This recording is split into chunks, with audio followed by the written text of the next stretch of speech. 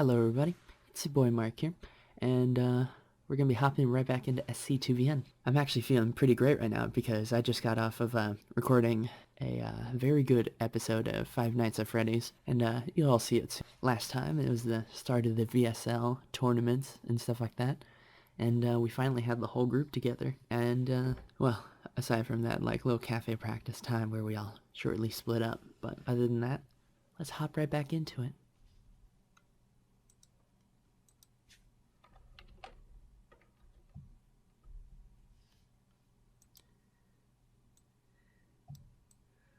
Just readjusting the size of the video.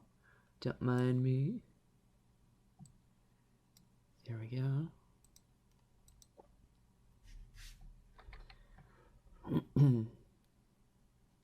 Pressing start recording. Awesome. So, let's click load. Love this calm music. I believe this was it. That was embarrassing. Not preferred all-in style, but I'll admit it has its merits. A sudden realization that the 3 of 4 of us are on camera puts our conversation on pause. VSL loves to show foreigners and girls in the breaks between games and stream for whatever reason. Reva shields her face and glances away while I wave and watch myself on screen with an undeniably awkward expression. Oy. The cameraman makes the mistake of panning past us to focus solely on Jet. Those are death dagger eyes. Not a second later, the scene switches back to the casters. What kind of idiot doesn't drone scout? He went pool first. It was an easy slow ling rally for the win. The map lends itself to a typical Zerg playstyle. He mistakenly believed that if he could defend an early rush from Protoss, he would have an advantage going into the mid-game. I can already taste the extra large BB map. I'll have cash, Jet. Quiet. 0 to 2 isn't impossible to come back from. But Jet's confidence falters a minute into the third game. The Kai Northeast Protoss immediately sends a probe cross-map intent on deciding the game with an early rush. Scout around your natural, moron. It takes 2 seconds. And as if he somehow heard the order through the brief soundproof phone, the Crash Zerg catches sight of the proxy gateway just as they finish constructing. A moment later and the game would have been decided. How will the Zerg react? He responds by throwing down static defense in his main. A good option, since the pair of stationary spine crawlers are too strong to contest with just a few zealots. The hatchery finishes despite the Protoss' efforts to force a cancel. It looks like Crash is going to stabilize there, or would if not forced. No, what are you doing? Stop! Jet takes 2 fistfuls of her own hair when the Zerg uproots a spine crawler and begins moving it down the map. The Protoss reaction is instant. The Kai Northeast player rushes in to take fight with the remaining static defense. Even with a handful of Zerglings and clean aiding, the spine crawler falls with only a single casualty for the Protoss. An unmistakable blunder. He aimed to defend his natural expansion with the second spine crawler, but failed to wait until he had enough Zerglings. Such impatience is going to cost Crash the game, perhaps the series. With the free pickoff, it's not long until the Kai Northeast player snowballs his lead into a victory. One of his teammates charges into the booth, claps his back a dozen times, both of them smiling through some banter. It's a stark difference from the Crash bench. All save a cell look ready to accept defeat. With a calm look back at his coach and a nod, he rises to replace his fallen teammate. It seems that the Crash will send a cell as the final player. Will he be able to prevent the all-kill from Xing? We must take into account Kai Northeast's morale. The momentum in the series certainly favors a fourth and final victory. Acel, do not lose. A few of the other people seated in front of Jet wince at the volume of her jeer, turn around and stare, then realize they were about to shush a VSL champion. By the time she's finished signing a phone case from one of them, Acel is in the booth and ready to go. Think you can bring it back, Reva? No single player on Kai Northeast can match Acel. I find myself in agreement with that, but Reva's specific wording and lack of conclusion leaves me wondering. What could be the final match of the day begins now. Acel against Shing, who will emerge victorious. Acel looks at home in the booth. He shows the four of us a smile and thumbs up just before the game loads in. What a sport. Despite the dire position his team is in, Acel wastes no time fighting back for control of the series. He deflects the Kai Northeast player's pressure with a well-positioned Marine force at the top of his ramp, killing off a zealot and scaring away his talker. A vital maneuver. The Protoss now lacks the information on whether or not Acel is expanding. How will he cover his options? Acel cloaked Banshee is nearly complete. The Kai Northeast player hesitates, and a second later throws down an expansion. Jet leaves a sigh of relief, confident that the game is decided. Classic Protoss move. Don't think, guess. If it's true that if Acel had been expanding, the Kai Northeast player would have earned a slight edge. Instead, he's forced to watch helplessly as Acel's Banshee flies straight into his base and blasts his worker line to pieces. With a highly delayed and evidently begrudged GG from Kai Northeast, Acel puts Crash on the board. Ha! Salty, and he didn't even get his all-kill. Why did the Protoss leave so early? He could have just had Leafs gone for a base trade or something. Are you kidding? Terrans have had base trades figured out for almost a year now. God, I wish my gateways could fly. I guess, but there's no reason to throw in the towel so early. Even if he was going to lose, he could at least try to wear Acel out of the game to come. Acel could easily bring this back. But even with his team's first loss, the Kai Northeast coach looks confident. He gestures for one of his youngest players, speaks to him for almost an entire minute, then sends him to the booth. Ah, the Kai Northeast coach sends an amateur Terran to face Acel. He must have confidence in either his young talent or remaining two players. Let's see. We must assume he wants to give the young Terran some experience. Certainly there is no other reason to send him against as strong a contender as Acel. Raven watches the Kai Northeast coach impassively, never allowing her attention to leave him until the 5th game loads in. Yeah! Yeah! Kai Northeast opens with Command Center first. It seems the Kai Northeast team has a strong preference to set the pace of the game and force their opponents to react. How will Acel respond? Acel is going to scout it and throw it down his own CC. What else? He'll out-macro this kid anyway.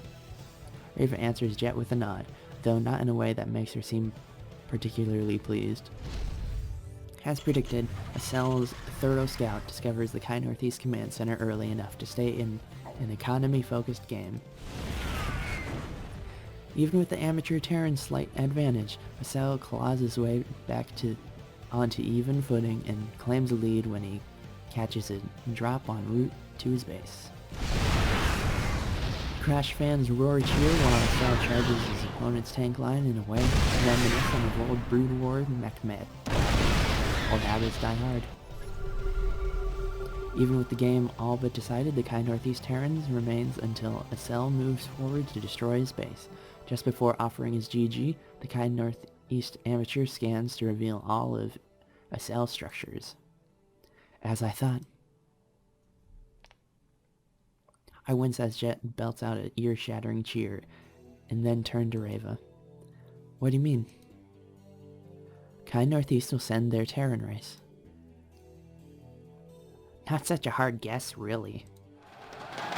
But even the previously confident Jet watches Kai Northeast's bench now. Sure enough, their team's ace pulls himself onto his feet, peels off his own team jacket, and tosses it to a squealing fangirl. Oh, jeez.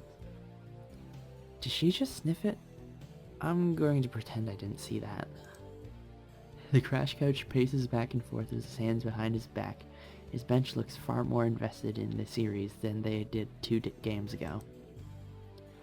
What a treat! The highest level of Terran versus Terran is about to unfold before us. I am excited to see how SL measures up. His TVT has always been his strongest matchup. Jet and Raven watch restlessly as the game loads up. Even Stunt has stopped cheering against Crash. Kai Northeast will go command center first. If Cell does not 2 racks, he will be at a disadvantage. Are you from the future or something? What's up with these super specific predictions? Shut up, just watch. Cell opens with a standard play and repeats the scout of his opponent's CC at a timing near identical to the last game. Feigned bunker aggression provokes brief panic at the Kai Northeast ace, forcing him to pull a handful of SCVs to contest with what could be a direct counter to his build. A good move, but it will not be enough. When the fake rush ends, the Kai Northeast player throws his head back, heaves a sigh of relief, and smiles. He begins teching aggressively, a dangerous option without scouting a cell. Can you please explain what's going on? Why do you know what's happening before it happens? The Kai Northeast ace used the amateur to bait out SL's response to CC first. This isn't something that would be possible if they weren't ahead by so many games. They sent their best player to face SL with full knowledge of his reaction, but SL can adapt on the fly, right? Easier said than done. Sure enough, SL's answer is the exact same as it was to the amateurs before, improvising a rare skill for StarCraft players, even for someone as skilled and as well-rounded as SL. The Kai Northeast player will build 2 starports behind his natural to avoid SL's typical scan patterns. He'll then clear out SL's map vision with Hellions and then camp SL's production with Banshees and Vikings.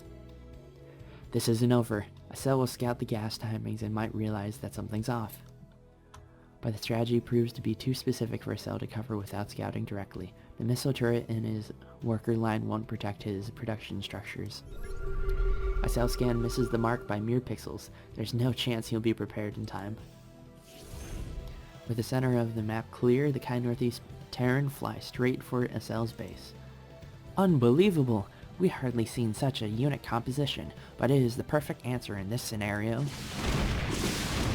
Vikings keeps SL's inferior air force at bay, while the Banshees pound SL's structures and tanks without answer. An attempt to establish missile turret defense costs SL a ton of workers. When he eventually stabilizes, his army is less than half the size of Kai Northeast's aces. The game is over, yet SL remains until the bitter end, trading as cost efficiently inferior force as he can. It's only once the Kai Northeast ace dances his units back and forth that SL finally taps out. A cheer from the ace's fans announces the conclusion of the series. 4-2, Kai Northeast. Luckily, Stunt has the sense not to gloat about the money that he just won from Jet. The 4 of us sit in silence as we watch SL agonize over his loss. While Kai Northeast is huddled together with smiles and cheers, all of Crash sit with their heads down to save SL, who hasn't left the booth. His coach looks furious. He barges through the booth's back door and raves at SL from behind his back. I can't believe what I'm seeing. Frustration is one thing, but SL won 2 games before he went out. Even if he had gone down without a win, there's no reason to yell at him. How is that supposed to help?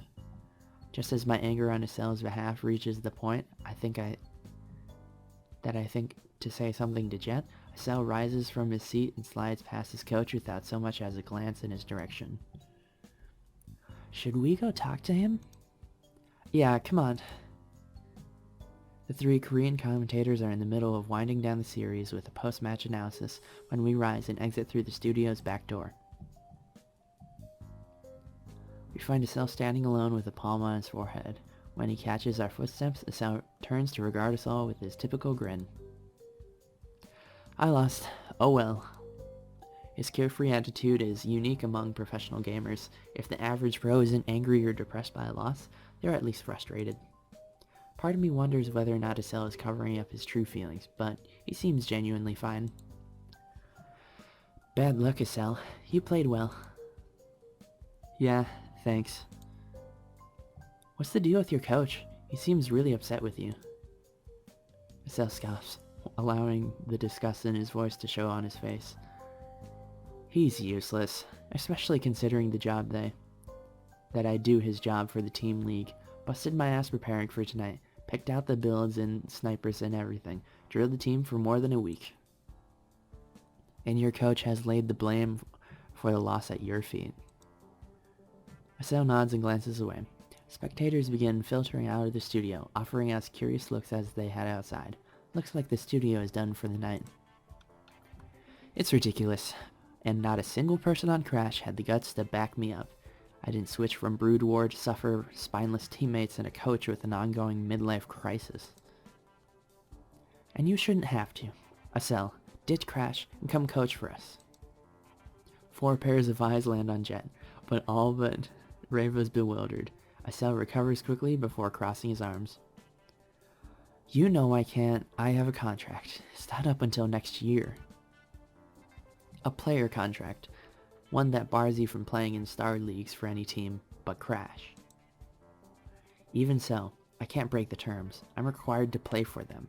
They can take legal action against me if I don't. And you will, if they insist on it. Live, train, and coach at our team house. All you have to do is show up once a week to play your matches at the studio, and Crash, you can't do anything. Reva pushes her glasses against the bridge of her nose, pensive. Stunt stares wide-eyed if a pivotal scene in a drama is playing out. As for me, we could really use you, Asel. You deserve better. If I do this and the team doesn't work out, my career is over. He says it as much to himself as he does to the rest of us. It's true, and probably true for everyone else as well. Asel stares at the floor for a while, deep in thought. When he finally looks up, it's with a casual shrug. Screw it. I've put off my mandatory military training for too long anyway. I'm down. Stunt lets loose an ear-shattering cheer and flings his arms into the air. Reva's glasses nearly fall off in surprise, though she manages to catch them by the frame. Hell yeah! Team Enoch #1! What a motley crew. A cafe whelp, a ladder hero, a no-name foreigner, and now some laid-back young.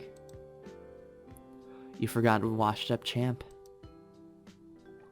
Try as she might, Jet can't hide the satisfied grin showing on her face. Everything really has come together.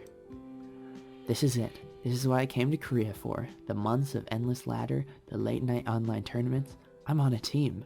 A real team. We need to celebrate. Oh, you want to treat the team? How kind of you, Mock. Jet glances around to see if her quip earned a laugh, only to find Asel wagging a finger at her. Have you already forgotten who convinced you to take the risk and form your own team? I'd say that's worth a bottle of soju or 2, or 10. Jet brings a finger to her lip, either considering which bar to take us to or how to get out of paying. Alright, enjoy the hell out of tonight. It'll be the last time until we've got a championship trophy that we celebrate anything. Got that? Good choice. Hell yeah! Understood. With a nod from Jet, the 5 of us walk shoulder to shoulder in high spirits, just as we're about to descend the stairs. Jet pauses. Wait, Asel, do you need to go talk to your team or anything? That stops the rest of us in our tracks. We turn and find Asel at complete ease. Nah, I'll take care of it later. With a knowing smile, he leads us down the stairs and out onto the street.